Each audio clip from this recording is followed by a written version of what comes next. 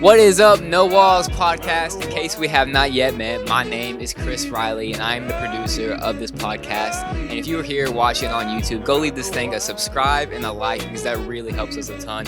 Even go leave a comment while you're at it. But right now, we are here, and we got two amazing people for you. We got Preston Grace, and we got Taylor Otterbine. What's up, dude? What's up, bro? How you guys doing today? Could not be better. In fact, my grandpa would say, if I could be even better, I'd be twins. Ooh. I still don't know what really that I don't means. either. I'm doing good, bro. I'm excited to be here. Excited about this. If You I didn't match my energy. I would be, well, I was about to say, if I was any better, I would be twins. So, Ooh. We're quadruplets. yep. If I could be any better, I would be two twins. Whoa. That's crazy. Is that a twin or a two twin? That's How many total people in your mind did you see this in? Like three.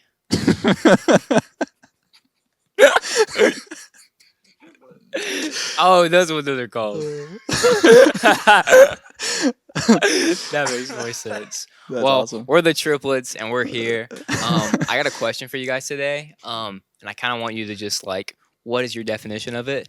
And it's something we've been kind of having a little imps and bits there at youth, and it's what is a culture carrier? And so, could you guys explain that? Doing good. Oh, you got it, bro. Okay.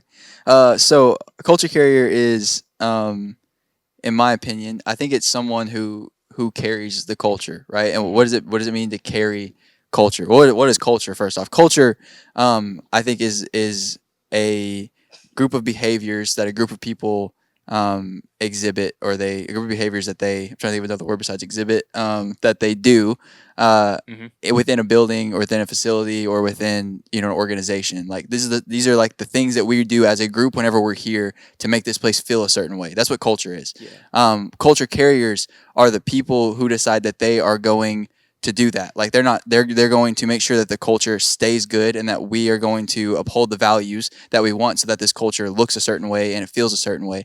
And so we're talking about culture carriers. I think specifically at Brick Youth, what a culture carrier looks like is someone who so at Brick Youth, for instance, we really value worship. Right, I mean, at the Brick Church in general, we think that worship is the atmosphere that God likes to move in, and so we think that's a big deal. And so during worship, we respond to God in different ways. And someone who's carrying culture in Brick Youth is someone who is actively in worship. Like they're engaging, maybe they're lifting their hands or they're jumping around, but they're engaging with God in that place. And even sometimes whenever you don't really feel like doing it, or there might even be moments where maybe it's not your favorite song or whatever, you're still doing it because even if in this moment I'm not having the most crazy, moment with God, what I'm doing is I'm setting the pace for people behind me or next to me so that they feel like they can drop some guards and they can have an encounter with God. And so that's an example of someone who's carrying the culture of something that we do in Brick Youth. So I guess that's, yeah. Yeah, you're like the torch carriers of the entity you're part of. Right? So it's like in our context, we're talking about the church, but it would be true anywhere, right? Like any organization that you find yourself, that you believe in, to carry its culture is to embody the values the place has. Yeah. So for us inside of a particular context in Brick Youth, like Preston saying, the way you engage worship, that's what we're talking about. And what we're trying to curate is an experience where we have culture carriers everywhere. The truth is Preston's only so effective, you're only so effective, I'm only so effective. Three of us together, we can do a lot of things, but 70 of us together can do significantly more things. Yeah. And we're chasing the idea of trying to empower the idea that you carry the culture, right? If we can get our culture, who we are, when we say culture, like you said, it's the behaviors, it's the heart behind the things we do. Yeah. So it's not so much about just trying to get you to look the way we look. It's about getting you to believe the way we believe. Yeah. Okay. That your why is the same. Right? So for me, the way I engage in worship, or the way I say hi to somebody, or the way I would interact in a lobby is unique to me. You would feel me in a room different than you would feel Preston in the room, or the way you would feel you in the room. But we would be chasing the same thing, and that's how we're culture carriers. Yeah. We're trying to create a context where no matter who you are, where you come from, when you walk through those doors, you feel like this is home. It's a place you can belong before you believe that exactly where you are, exactly as you are, you can walk in a room and feel at home. The way I would go about that would be different than the way Preston would go about that, different than the way you would go about that, but that we would be chasing that end. And a culture carrier is someone who brings their absolute best.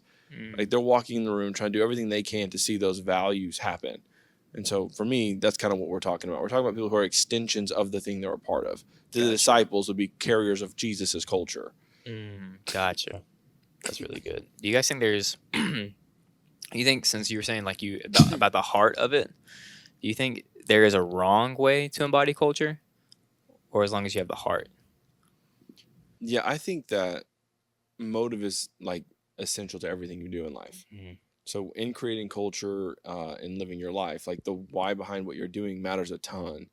So the idea that you would embody culture incorrectly, I mean, it's possible. It would depend on the culture. I think what you're doing, no matter what, is you're creating culture, right? Like you can't get away from that. You are producing a reality with the actions that you do, the way that you speak, the way that you talk, right? And so when we're walking into a room, can you embody our culture incorrectly? How clear is our culture? Yeah, that's good. The clearer the culture is, the clearer it is if you're embodying it or not. Gotcha. So like when you go out of your way to say things like belong before you believe, or you go out of your way to say like we'll do anything short of sin to reach who don't know Christ, or when you go out of your way to say things that like we're faith-filled, big thinking, but the farm risk takers will never insult God with small thinking or safe living. Like when you have these things that you say consistently over and over and over, and if they're clear and we are endeavoring to measure ourselves against the values that God's given us to curate, then we actually have the ability to tell if we're carrying culture or not. I think where you carry it poorly is where it's poorly communicated. Yeah. So the less clear who we are is, the harder it is to know you're doing what we're called to do. Gotcha. And I think that's the burden of leadership, is figuring out how you can be clear on who we are and why we are. And then once that's established, then the actions you take, even if they look a little different, are chasing that same end. Does that make sense? Yeah. So there's like 32 different ways to play football. Gotcha. But the goal is to score a touchdown. How you get to the touchdown, do not really care that much. Yeah. But that 7 points get put on that board, that's what we're chasing. And when it comes to culture, it's the same thing. How you go about doing it, maybe not as important as the fact that you are chasing the right thing. Yeah. That's That's good. That's really cool. Reminds me of like free play mode, of like you can choose the path of like however you want to do it, but just like make sure you do the thing. There was one game, I can't think of the name, but it was like that. Do you have anything about that?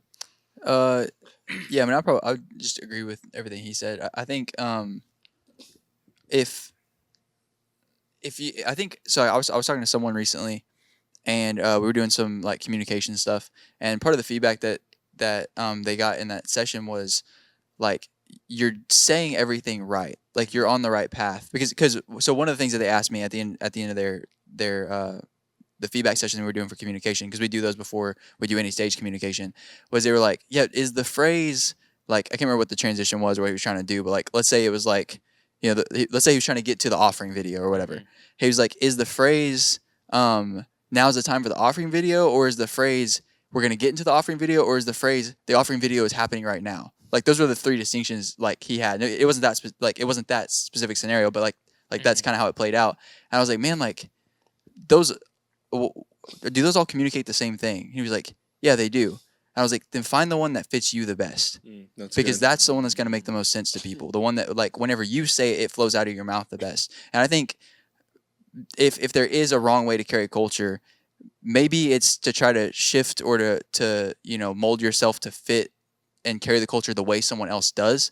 But still, I think that's how you learn how to carry culture, you know, at the beginning. I think that, like, how do you become how do you become a fully devoted follower of Christ? Well, like in Scripture, Paul says, "Follow me as I follow Christ." Yeah. Right. So when you come into a place and they have like a really strong culture, like we have, like, you know, we'll do anything short of sin. We'll be bet the farm risk takers. I don't know how to do those things when I first come in here. So the only way that I do that is I start to get some examples of what that even looks like. You start to follow people who are living those core values out, you know, who are doing those things. You start to do them like at first the same way that they're doing them, you know, and over time you'll figure out how it plays out for you.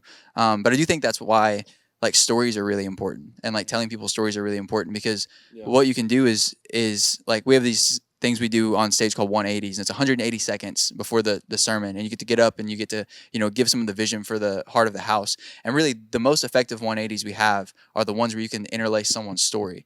And so you can give someone a core value, and then you can say, and this person lived out this core value by doing this. And then what that does is that lets me know, okay, it's possible for me, because it's possible for them. And if I didn't have a picture of how this could practically be played out, now I do because I saw someone else do it. Wow. And I think that's how you normally start being a culture carrier. You just decide, I saw them do it, I saw them live it out, so I'm going to try to do it the way that they do it. And eventually you'll find your own voice doing that. But That's really good. I think in the idea of like carrying culture incorrectly, I think what's interesting to me is I think the thing that people fail at most isn't whether or not they carry the culture. It's whether or not they're creating their own. Oh, okay. Like for me, I think the bigger rub usually isn't so much that like I can't do it or I don't know how to do it. It's that you don't agree with it. yeah.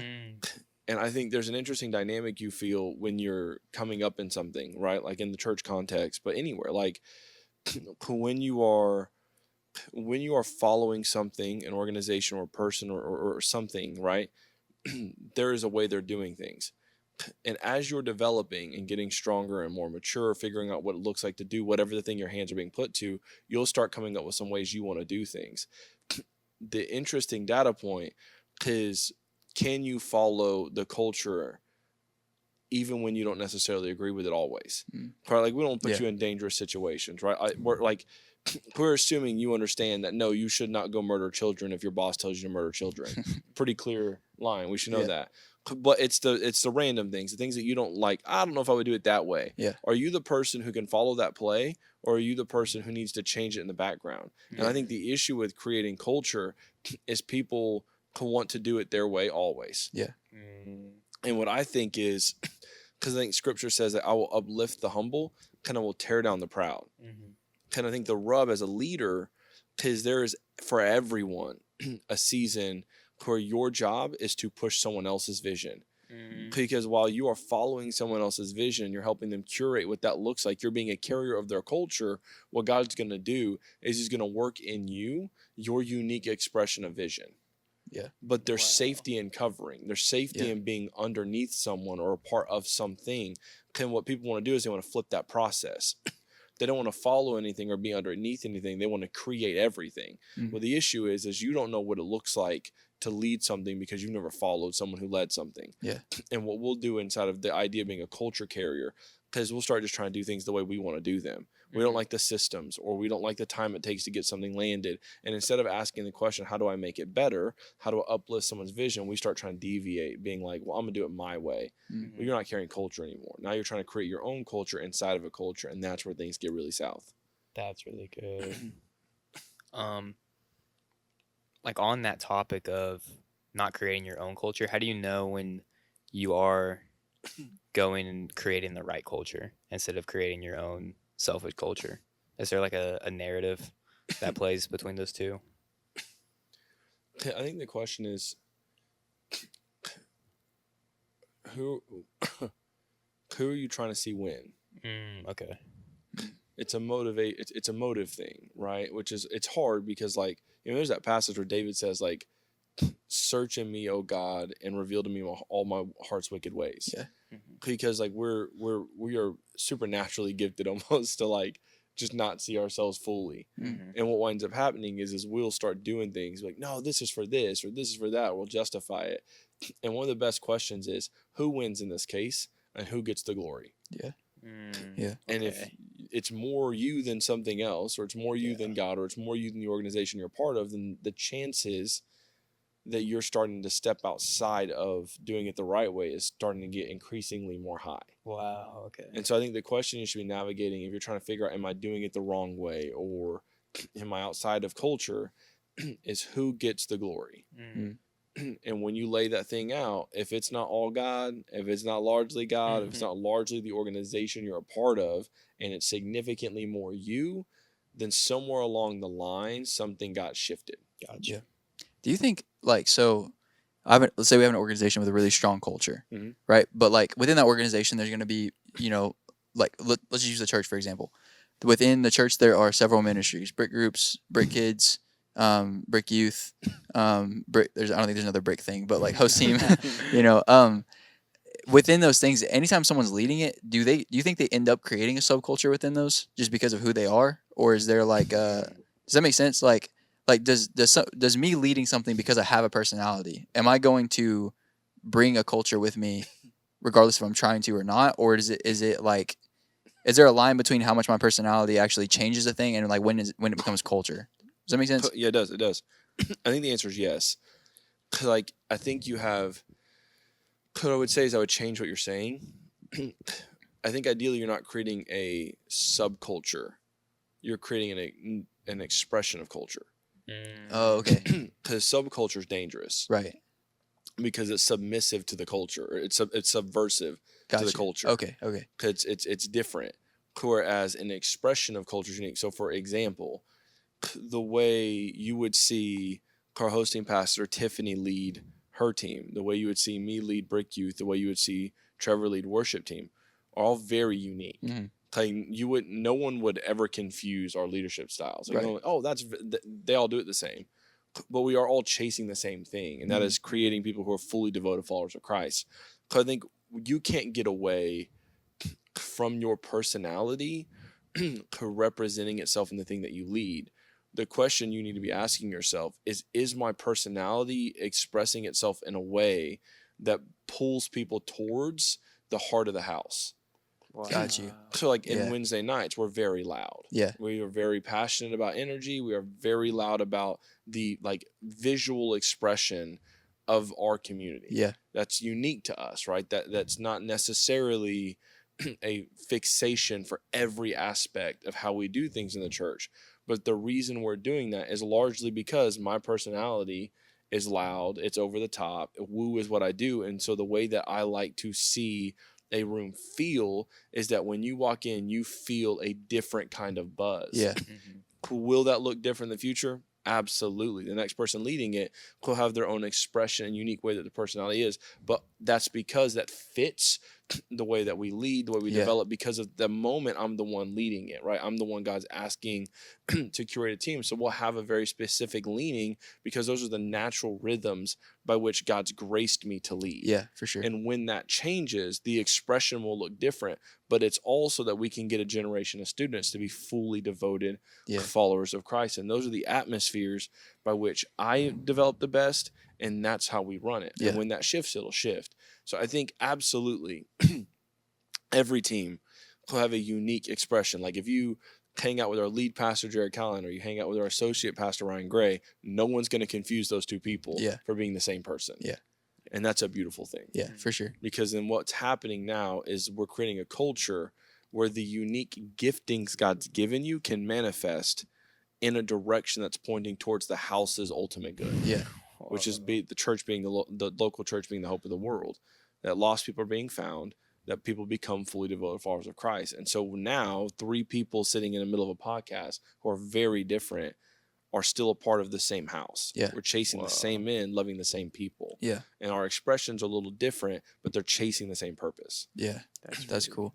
I like the idea that like our like you kind of just changed our mission statement for me a little bit. Like the way I see it, at least, because like we're leading people to become fully devoted followers of Christ, and part of being fully devoted, like, you know, serving in the church, like being a part of the church. But the more people we can equip to do that, the more expressions of the church we get, which will resonate with more people who fit different expressions of the church. And like I've never thought of, like, we're pretty much like expression cultivators, like, or something like that. Like, I don't know, like it's not a very like good way to say that, but like, you know, it's something like that. That's kind of a cool idea. I've never even like processed that before. That is super cool. So there's this moment where Paul's talking to Timothy, and he tells Timothy to fan into flame the gift that God put in you by the laying on of hands. And so there's 2 aspects to that passage that have been jumping out at me the last few weeks. And the first one is Timothy didn't get there by himself. Yeah. So the gift that Paul's telling him to fan first started with the laying on of hands. So there was a moment where people prayed for Timothy and they affirmed that there was a thing God put inside of him. Yeah. And now the responsibility shifts, though, from the hands who laid it on you to you cultivating what was given to you. And for me, that's the aspect of the individual that matters. My job is to curate a place where when your gift manifests, this house affirms it. Yeah. You're called. Yeah. You're valued. You've got purpose. You were created on purpose for purpose is one of our core values, right? Like our job as a church, as a building, this particular expression of God on earth, this house, if you will, Mm-hmm. is to make sure that every person who's called, and we believe it's all, has an opportunity that when that gifting manifests, we affirm it. Yeah. But from that point forward, it's your job to carry the culture. It's Yeah. your job to fan into flame the gift that was given to you. It's your job to do the work, to take the journey God's called you individually to. So how does Timothy fan into flame his gift? I don't know. But I know it's probably different than the way I do. But I know that task is the same. Yeah. You, me, everybody else has an obligation, a responsibility to curate the talent, the gifting, the calling God's given us all. And he's going to breathe his breath on that. He's going to be a part of that. But it is our responsibility to do that. And when the church does their job well, and I believe we're endeavoring to, the gift gets seen, it gets affirmed, and the person is given a lane so they can fan it. Yeah. They get an opportunity to flourish that unique expression. We know what we're chasing. We know who we're chasing. We know how God's called us, or who he's called us to reach. How we do that, man, that's going to look different all the time. Wow. That's really cool. I know me and you were talking about, it's something that I never thought about before, but me and you were just talking about, like, I think we were talking about VU Church. And so we were talking about, like as a lead pastor, like Rich, you see, like, in his church, you see as like aesthetics. Like aesthetics are something you see all in VU, like the sermon graphics. You have little decorations everywhere and stuff. And so, like, I think what you were saying is, like, since he is very passionate about those things, you're gonna see that trickle down into everything. And then, like, we're talking about, like, Transformation Church. Like, you have Mike Todd. He's very passionate about worship, and so, like, you see him and the church coming out with all the worship albums. You see him come out with the worship, like, they're very worship oriented. Like, even like Upper Room, like the lead pastor Michael, he's very, very passionate about worship, and that church is very worshipy. Yeah. Would you say, like, for here, what would be, like, our main little thing that we got? Can I answer and then you can? Okay. You absolutely can. So I would say something that seems to be unique here. That is like if we were looking at what is our lead pastor passionate about that trickles down into everything that we do here. I think Jared loves worship. I think he loves sermons. I think he knows that those are important parts of the thing, and he's like, I think he has a vision for what those look like. But I think the thing, if you were to ask him, like, what is he most passionate about? I think it is multiplying ourselves. I think it is finding people, and, like, it's our mission statement, but leading people to become fully devoted followers of Christ by doing pretty much what we were talking about, finding people, telling them they're called, and then giving them a place where they can fan into flame their gift. I don't know. It seems unique to me how well this place does that. I agree. Like, how well people are developed here. How often I've gotten to see personally people who didn't know that they have gold in them get told that they have gold. Someone pull the gold out, show it to them, and then that person gets to polish that gold here in this place. And that would be the thing that I would think if it was like what's our thing? What's the thing that's trickling down? That's the thing that sticks out to me, is that, like, the idea that, like, we're always trying to multiply ourselves. We're always trying to develop more people, and I think it's done pretty well around here, actually. Freaking dope.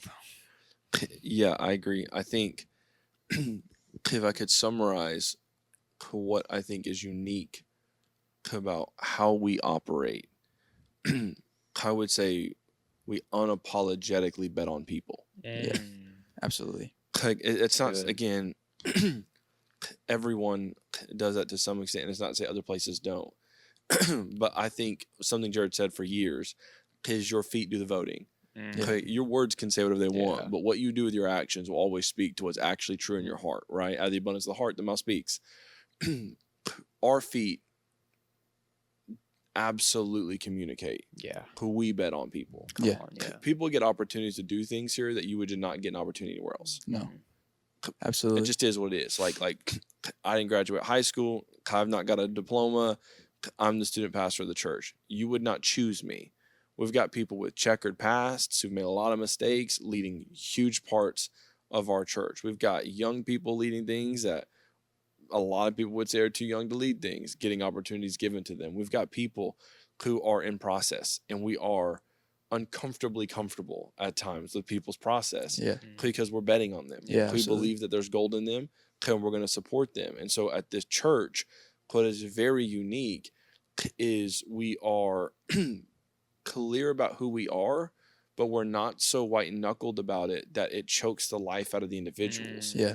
And so very unique people can be at this church. One of the things I've always thought is really special about the Brick, because if you show up on a Sunday, can you just go headhunt every pastor on staff? Not a one of them are the same. Yeah. And bro, I've been to a lot of churches in my life that's very, very rarely true. Like, it is a diverse group of humans with very different backgrounds and very different personalities. That's unique. And I think what's special about the Brick Church is our filter for giving someone opportunity isn't how much you look like us. It's how much you want what we want. Come on. And if you want to see people win, and you want to see the lost come to know Jesus, and you want to see people healed, both mentally, spiritually, physically, if you want to see families redeemed, you've got a good spot here. Yeah. How we'll go about do that, man, we'll brainstorm that all day long. We'll have 1,000 conversations. But do you want what we want? And if the answer to that is yes, welcome to the team. Yeah. We'll figure out all the other data points along the way. And that's very unique. Yeah. And so at this church, people get given opportunities I just don't think you'd find very many other places. And at the very, very least, this particular combination of them. Yeah. Can you find a church expression that fits you? Yeah, absolutely. Probably. I mean, there's so many options. Yeah. But can you find an expression where all of these unique people can be in the same room at the same time? I don't know, bro. Yeah. Like, maybe, but I'm happy I found this one. Yeah. Same. I'm not so much worried about what other ones do, but I love the fact that we can be here. We can be a part of this place, and our expressions can be so different. I mean, you just come look at our stage attend the Brick Church for 4 weeks. Yeah. Yeah. Just attend it for 4 weeks. Yeah. And only pay attention to the stage. Everything about the church matters, but for this test we're running, Yeah. just watch the stage. Yeah. Can you tell me how many different personalities you experience in a 4-week window? Yeah. And I don't think you'll find that almost anywhere else. Yeah. From the people who are leading worship, to the people preaching the sermons, to the people hosting the experiences. Yeah. Different. Yeah. And I think that's beautiful. Yeah. It's like Yeah, the New York of churches, like the melting pot of just churches. Or like, what, is that the phrase? To some extent, yeah, the melting pot for Yeah. sure. Yeah, we're probably not quite as eccentric or creative yet, but the diversity's there for sure, for sure. And I think that's crazy cool to me. Like, I think that's special about our church. And I think for me, that's one of the things that makes culture carrying possible. Yeah. Is like, because we bet on you, you're going to get opportunities to do it. And for me, that's what's cool. You know, you have a lot of places in life that will tell you they believe in you and they want to see you win, or some however they want to communicate. There's a lot of places, whether it's school or work, college, or church. There's not as many that will so readily put their feet where their mouth is, or their money where their mouth is, if you will. Like, we will do it. Yeah. Like, we just will. Like, all right, let's go. Let's shoot the shot. Let's figure out what it looks like. And I love that. Yeah. That's so Me good. too. Anything else you guys got? I mean, I think we have a dope spot.